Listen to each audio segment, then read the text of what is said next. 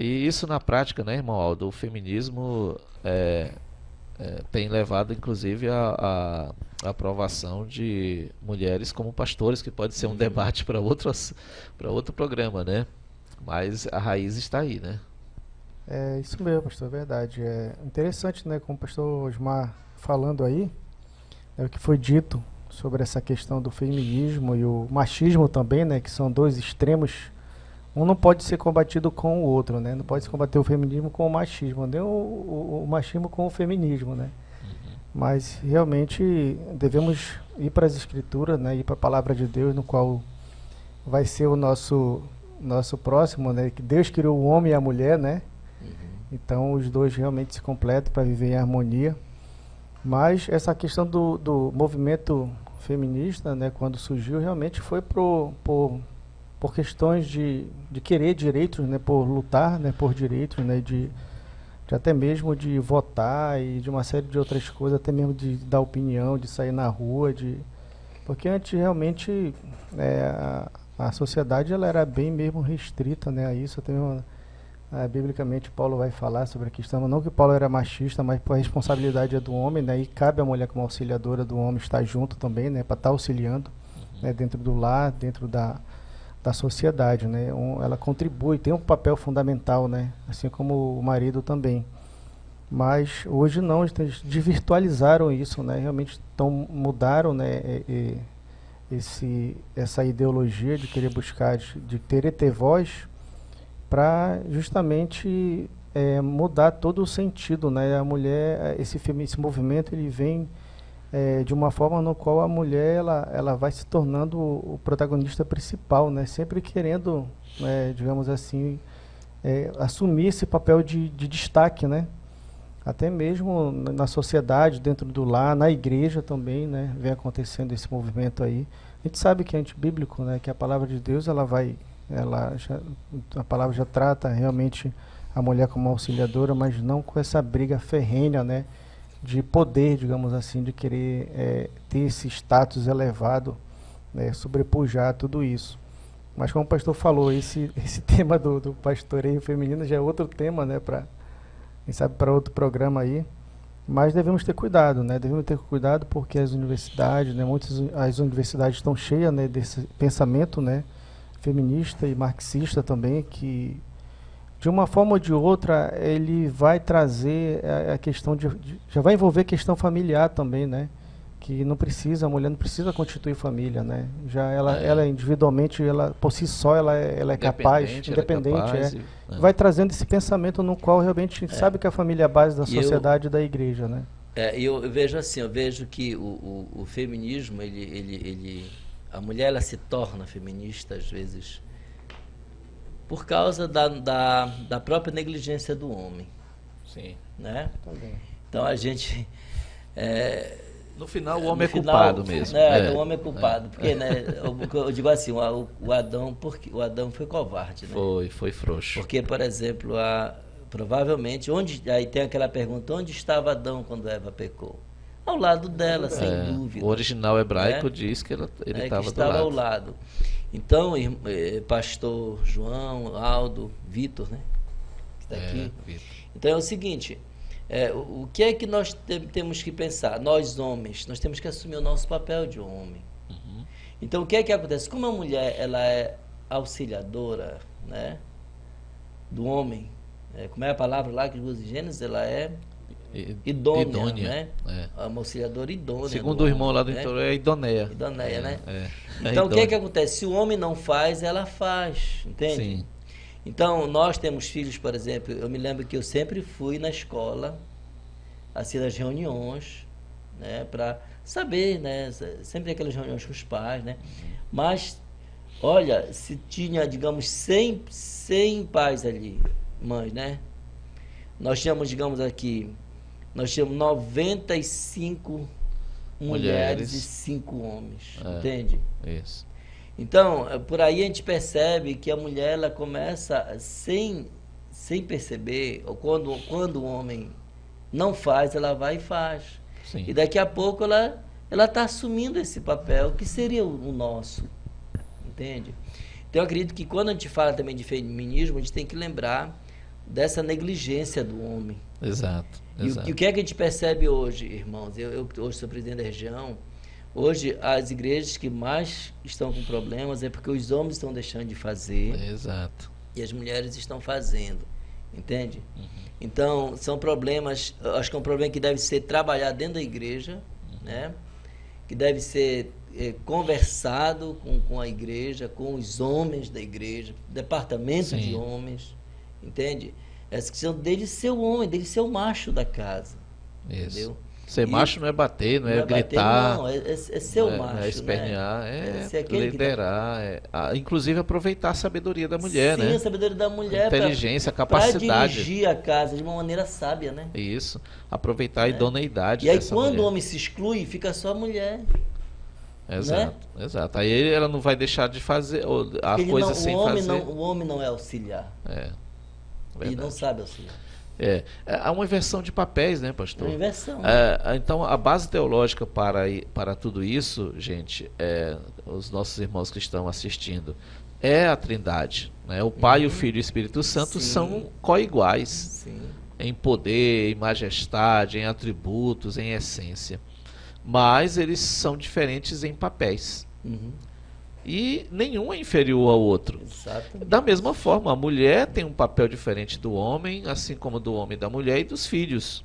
Mas nenhum é inferior diante de Deus. Dentro da casa não existe. Dentro da casa não existe. Mas eles têm que exercer papéis diferentes dentro do lar, para que isso se funcione de forma coordenada. Senão vai virar uma bagunça. Né? Quando a mulher tomar o papel do homem, ou então o homem negligenciar o seu papel, e a mulher sábia vai tentar, vai procurar saber como fazer o marido exercer o seu papel também. Não é logo de imediato, porque oportunidade boa que eu tive, agora meu marido não está assumindo a liderança, eu vou assumir, vou aproveitar. Né? Mas ela também ser sábia para justamente aplicar isso, né? E falando exatamente desses direitos que elas procuraram no início, que eram direitos justos, né? No século XVIII, a mulher, por exemplo, não tinha direito, de acordo lá com o tratado a Declaração de Direitos da Mulher e da Cidadã em Olympe, né? Em Gouges, a mulher não tinha direito, né, a contratos, a herdar propriedades, a contratar advogados, não tinha direito sequer sobre os seus filhos, né? Mas depois disso, né, virou não só um movimento, né, realmente de direitos, mas um movimento social, um movimento ideológico, e isso é que acaba complicando. Para ter uma ideia, na teologia, segundo Ivone Gebara, era uma freira católica, filósofa e teóloga feminista brasileira, né, a teologia feminista se tornou parte de uma revolução cultural, ela diz, né? E ela chega a se coadunar com a teologia da libertação, e ela chega a dizer, a defender, né, a ideia de que na Bíblia existe a questão da dominação. A ideia delas é acabar com essa dominação do ídolo divino masculino. Deus Pai, Deus Filho, Deus Espírito Santo. Por isso a ideia da cabana tem uma ideia feminista, né? Porque o Deus lá é uma mulher, né? Não sei se é Deus, se é Jesus. Eu assisti pouco esse negócio da cabana, eu tinha outra coisa mais importante para fazer, mas... Agora o catamarã parou de viajar, né? Que passava direto na catamarã.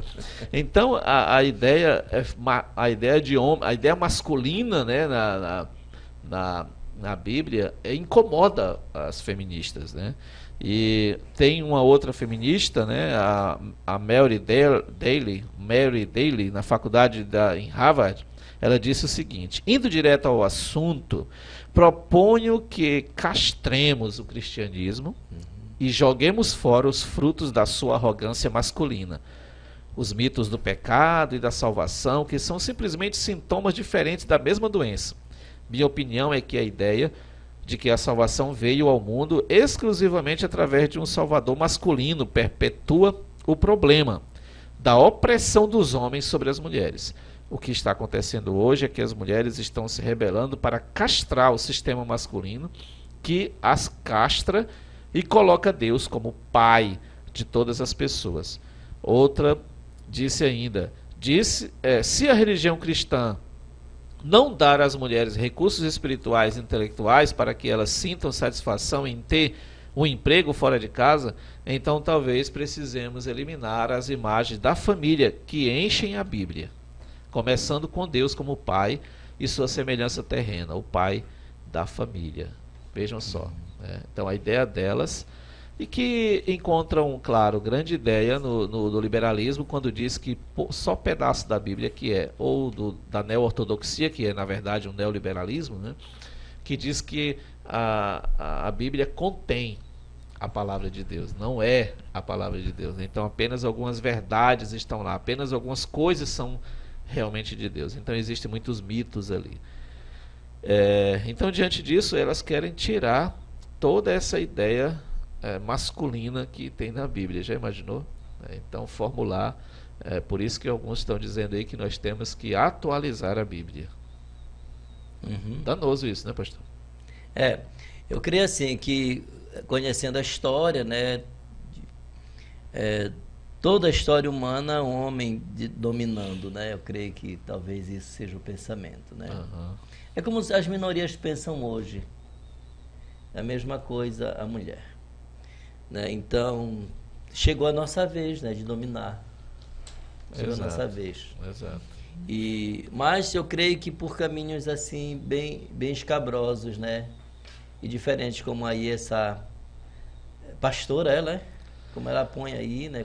Primeiro a freira. Uma freira, né? E depois uma feminista. Talvez também revoltada, né? Com essa ideia, né? De tudo ser o homem, né? De tudo estar no masculino. Sim. E tal. Todos, né? Aí veio todos e a todas. Então tudo isso surge desses movimentos. E a gente às vezes entra, até irmãos, né?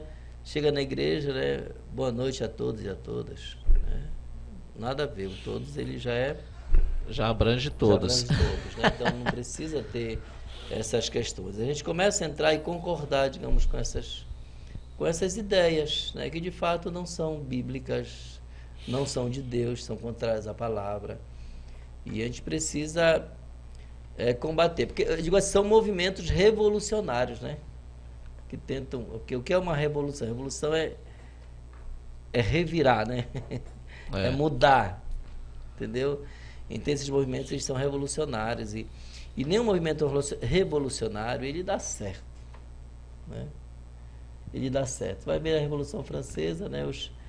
Os pobres fizeram a revolução, mas quem assumiu o poder? A burguesia, né? Aí sempre vai ter um problema. Sempre os mais fracos vão ser usados, né, para fazer esse tipo de revolução. Verdade. Uma pergunta aqui para a gente concluir aqui essa reflexão, né? A gente não pode aprofundar muito porque o tempo não dá, mas é possível ser uma feminista cristã? Será que é possível ser uma feminista cristã? Bom, eu sou cristã, então eu vou ser feminista para ajudar as mulheres da igreja, né? E aí? Dentro do pensamento, do movimento, não, né? Não tem como, entende? Não existe essa possibilidade de... Porque esse é um movimento social, né? Então, ele não cabe esse tipo de movimento, nenhum movimento, né? Nenhum movimento cabe para uma mulher cristã, nenhum desses movimentos. A mulher tem que ser respaldada pela palavra de Deus.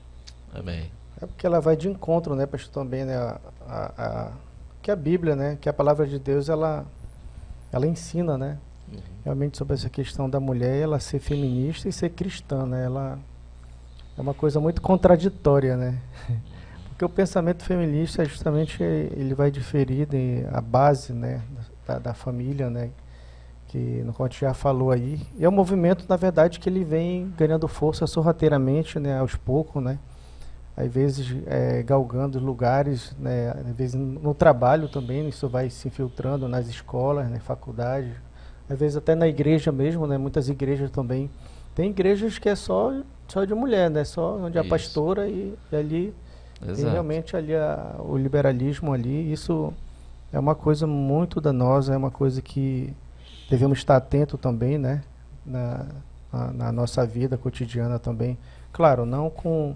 daquela forma, mas pregando a palavra de Deus, né, pregando o evangelho para que a palavra de Deus ela vem, né, realmente fazer parte da vida dessas pessoas também, né?